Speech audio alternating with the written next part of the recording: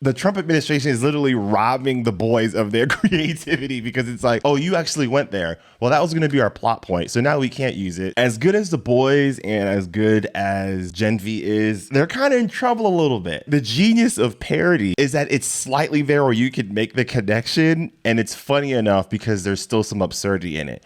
But when you have a current administration that is literally thriving off of maintaining absurdity, he is ruining the genre of parody. Crazy Stupid Podcast. Thank you so much for tuning in. If this is your first time watching, we'd love it if you could hit the like button, the subscribe button, and the bell so that you are aware of when we post things. Hello, everybody. Welcome back to another episode of Crazy Stupid Podcast. My name is Esther. And I'm Adrian. We are here today to talk about the season finale of Gen V Season 2. Yes. Whoa. There's some rocky moments in this season compared to Season 1. This was a good finale. Okay. You clearly have strong feelings, but I felt like in terms of what they were trying to accomplish, it did its job. No, I'm not saying it wasn't good. I'm just saying it was a lot. Sister Sage, Sister Sage. Oh, we're starting with her. Okay. Sister Sage, when will you learn? This is two white men you tried to work with, and it has never worked out. I be feeling bad for her legit because, I mean, she's an op, okay? Like, it's not like I want her to be successful in her plans. Okay, but putting myself in her shoes, it has just got to be exhausting to know you're smarter, to know that you're better. And she keeps trying to get these powerful white men to recognize that, to align themselves with her for her betterment, but also for their betterment. Yeah. And she keeps trying. I think she just really thinks that if she does it well, if she really shows that she is valuable to them and to their cause or their movement, and if she shows how successful or proves like how brilliant she actually is and how brilliant her plans actually are, that like they will actually value her and see things through. Yeah. And it just never works out like that, even though she does prove herself every time, right? Like, Godolkin does not get this far in his scheming and planning without her foresight. He admits that to her, that she orchestrated this entire thing. And everything happened exactly how she said that it would happen. Yeah. And he still believes that he somehow has a better idea than her. It just goes to show you can't prove yourself to them. Yeah. If they believe in their own superiority, they will believe in their own superiority against all evidence to the contrary. It doesn't matter. You know, it reminded me of that one scene in The Boys with Homelander when he's talking to all those like billionaire lobbyists and they're like, how are you going to get like, Department of Justice off our backs? That's where he starts to realize how small he is in the grand scheme of what's happening really in this country. He kind of stepped into this room like extremely confident, like he could manage his own in that space. And then Homelander realizes like, I can bully all these people, but like Sister Sage has kind of consistently proven to be right. But even still, Homelander has these moments where he's like, I'm good enough to take it from here. Yes. It never works out for Homelander, for Godolkin, none of them. And I think that's probably why I don't know. It's frustrating to see Sister Sage because I understand the feelings that she is experiencing, but you keep trying. I understand, like, yeah, you've been overlooked. They kind of established that in season 1, or not season 1. Whenever the boys, they introduced us to her, they established that like, she'd cured diseases, she's done all this stuff, but like people just really were not interested in it coming from her. Yeah. It just wasn't as palatable, I guess. So I get that she's had those experiences.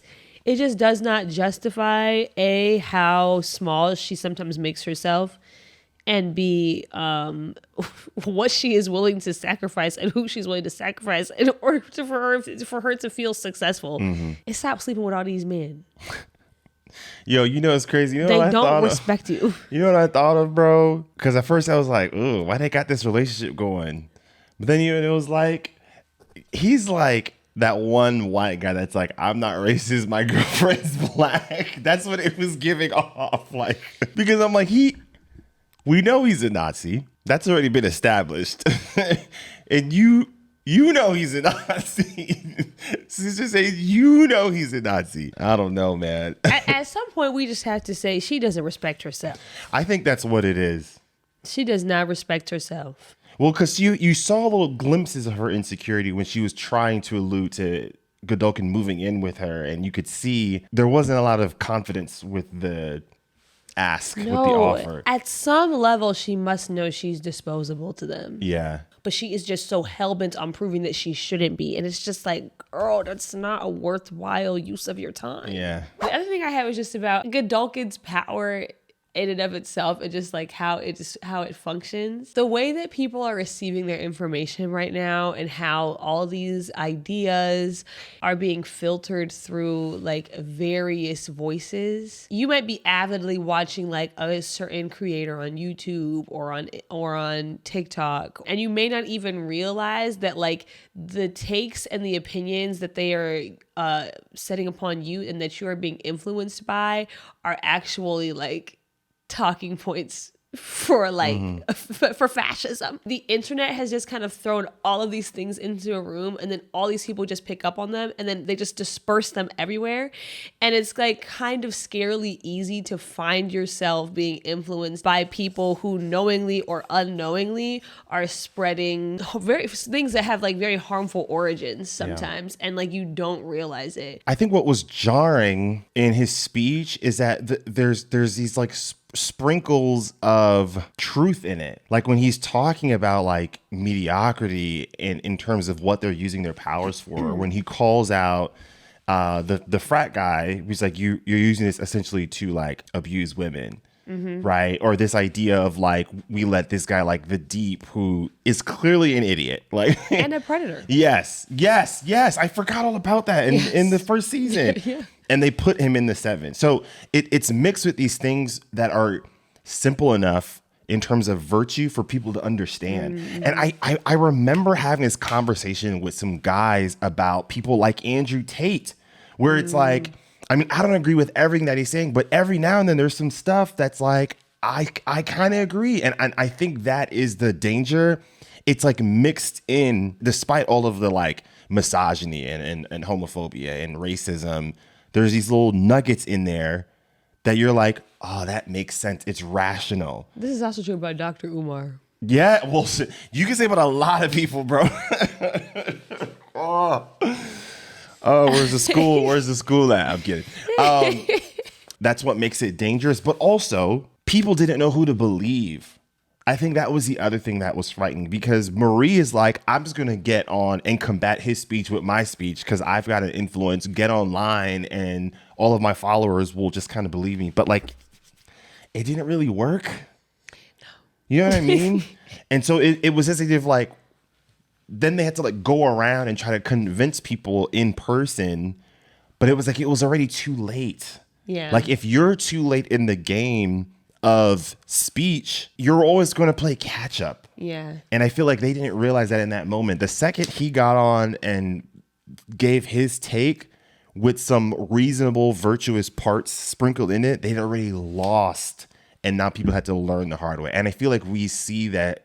We see it all the time. We see it with RFK Jr. and his nonsense with health is he'll be like, bro, America has gotten unhealthy over the last 20 years. I'm like, yeah, that's true. And FDA has let a lot of things slide with what they allow, companies to put inside their food. But like, yes, that is also true. Yes. And then Tylenol is giving you autism. It's just like, whoa, wait, whoa, time out. But like, it's too late. He had already said so many things that people are like, yes, that's true. I've seen it with my own eyes. And that gave it provided trust. You saw it with Trump as well. Like especially in the first election, over and over and over again, they draw these things that are that hit so close to home, but the conclusions always lead down to some kind of alt-right talking points, right? You go down RFK's, that's going to lead you to some eugenics shit. Yeah. Right? You go down Trump's talking point, that's going to lead you to some xenophobia, especially to black and brown immigrants. And I feel like people they won't always catch on to it until it's too late. Not on time. Yes. We might be cooked. Internet was a mistake. I know we have a podcast and like we just started making like a couple bucks, but I would gladly trade it if then people could get back their critical thinking skills. If we could just put in some regulations around this Oh, thing, Lord. we could just find a way to rein it in a little bit. We just wanted to take a quick break to talk about a really awesome opportunity that we had this weekend. Yeah. We got invited to go to Confluence, a comic convention in Minneapolis. It was started in 2023 and it was meant to be a inclusive space. So it was started specifically for BIPOC, LGBTQ fans of comic books, superheroes, nerd things, all that stuff, just nerd culture in general, to get together in a space that is really inclusive and safe and reflective of them. Yeah. And so it was a really, really cool opportunity. We did a panel on Severance season 2, a great time. Honestly, it was an amazing space. Like all of the vendors are like people of color. Like they did a cosplay competition really at the end. And it was honestly so awesome to just see like so many people that just like probably don't have or like wouldn't have this level of acceptance in like a regular con, to just be able to like be out there, be their full selves, show off all their creativity and be completely celebrated and accepted for it. It was a beautiful, beautiful space. So shout out to Leslie, Ryan, the other people on the Confluence team for having us come out there. It was really cool. One thing that I was really thinking about, it actually struck when we were at Confluence we were talking to that one person that was there and they were like, oh, yeah. Hey, I don't know if you're watching, but he said he would. And we were just talking about like parody is becoming so difficult for the boys in Gen V because of just like what's happening in the real world. And even the showrunner, obviously it was like a little bit of like a wink wink. He was like, yes, what we're going to see in the new season of The Boys, it has nothing to do with what we're seeing right now in the real world. Now, obviously, it's funny. So everybody in the comment section was like, but I do feel like as good as The Boys and as good as Gen V is, they're kind of in trouble a little bit because the charm of these shows is the parody and the subtlety in it.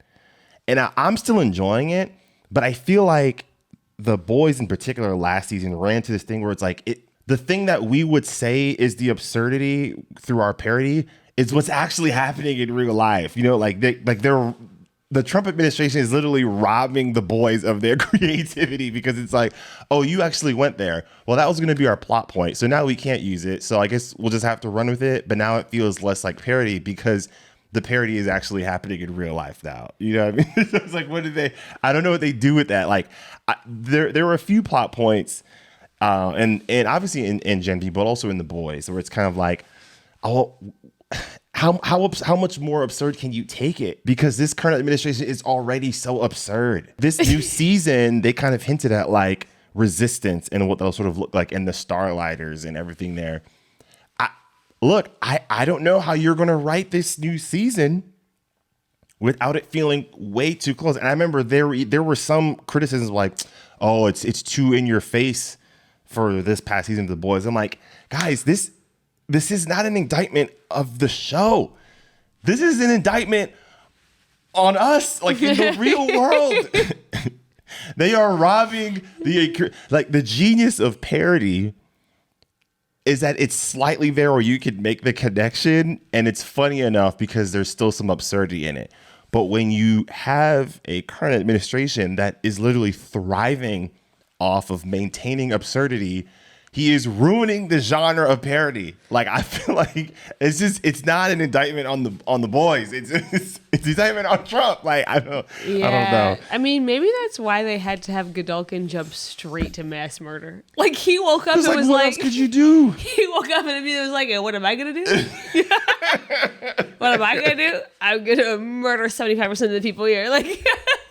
You know what it was like? You know, like that like one. They had to take it there right away. It's like that one. I'm pretty sure they're on other social media platforms, but I normally see them on Twitter and on Instagram. The Onion. Yeah. It's like they'll have these outrageous like news article and now titles. You cannot tell. Yes. Now I'm like, wait, what? Like, Yeah. even like this is going to feel like very niche in the sports world, but there's a Twitter account called NBA Central, and they will kind of try to report the news on things. But there's a parody troll account called NBA Central, right? Okay. And the troll account, it's clearly trying to be absurdly funny, but there's just enough there you can like, wait, I got tricked. Like even famous reporters reported it from Central, the parody account. Yes, they were caught and they look stupid. But I'm just saying, it's like it's too close now. I want to talk a little bit about that fight scene. You had strong feelings, Esther. Like you didn't want to watch. Yeah, no, I was going to be very mad Why? if they just offed all her friends and made her do I don't it. know. I don't think they would go that far. If they made her even do one, I was going to be very when the mad. camera, when they said something about sacrificing, the camera looked at Jordan. That's where I was like, whoa. I was going to be very upset. I just feel like listen, I get that like this is supposed to be, talking about our current political climate and everything. I get it. You have to give us a win, okay? Well, they did. They did in the end, but it was looking like they weren't going to. And I was really about to be like, I don't like this. You can't just beat down on us the whole time. Like, we understand what you're trying to get at, but like part of the point of telling these stories is also to give us some kind of semblance of hope. How do you feel about where they took Kate's character? I feel like we don't know where they took Kate's character. You holding out hope. I feel like they showed us enough, Esther, that she's on her redemption arc. Okay. You're not going to be like, no. What do you feel like was missing to maybe take you to where I'm currently at? They were missing a genuine apology, a genuine humility. Yeah. I don't think we have seen that yet from her. I don't know. I still think that there's things about her that they haven't dealt with. Like, what does she believe about soups and humans? I think she kind of alluded to that. Was it last episode where she was like, that's how they get you? And then she starts talking about like they sweep you up with X, Y, and Z. I don't think that I feel like that's more of an indictment on the writing than it is on her. Yes, because that to me was like, okay, you've got one more episode left. You're trying to complete her story arc, and so you did it through dense dialogue. Yeah. Okay. I mean, maybe we're done. What made you not distrust Allison so much? Well, that was way less racialized. Oh. Everybody's a white woman in that show, except for the ones that aren't, but they're like not really part of the core conflict. So it's like Rhaenyra's a white girl too. Like, I don't know. Everybody's just, I really think it could just be the writing, honestly. They fleshed out Allison a lot in the show. They did. And maybe they just didn't really do that enough for Kate. I don't know. I'm really happy for Emma. Look at her getting big and small all by herself. I know. You caught that little moment? Yes. That was wonderful. I like that, yo. So happy for her. Yes. Shout out to A-Train. Listen, man. You want to talk about a character that has grown on me, bro? It's A-Train. Season 1, he was a little bit of a dick, and he was also kind of cringe. Not a little bit. I mean, he literally kills. Yo, I forgot about that first scene. The very first thing we see. I forgot. But the second, and I'm hit him with that, I think when you played that hero shit, some of it stuck. Oh, yeah. That's good writing. Yeah, that last scene with them, I mean, it was a little bit corny, but it was okay. I loved it. I'm sorry. I mean, I know that it felt very MCU-y, but like seeing join the resistance. Listen, man, A-Train is on his Zuko character arc, and I'm all here for it, bro. Oh, man. So, but yeah, I thought that was good. We'll see where, I guess, the boys, maybe sometime next year. Yeah, I guess so. Apparently, they're doing another spinoff with like Soldier Boy and the heroes during that time. Oh. I was thinking about this, bro. Sometimes I do feel like it's a little bit weird that like shows like The Boys and Fallout are like clearly critiquing like current institutions. But like Amazon is probably like the biggest company in the world. You know what I mean? Like there's just a little bit of irony of like, oh, we're talking about VOT and the lack of regulations that it has clearly spread its hands into virtually every fabric of the boys universe. But that's exactly what Amazon is doing. Like, like, I don't know. Like, we got Andor and Disney's doing the same thing. Like, yeah, to be honest, I think I try not to think about it too much because I don't really know what the workaround is. I don't really know what the because Vaught is Amazon. Like, you're making another spinoff just for more profit. Yeah, I mean, Bro. But we can at least take from it the knowledge. Oh, man. Anyways, y'all, those are our thoughts. We'd love to hear what you guys think about this finale. Did you enjoy the finale? Did you enjoy season 2 of Gen V? Let us know in the comment sections below. And with that, we will see you all next time. Take care, everyone. Peace.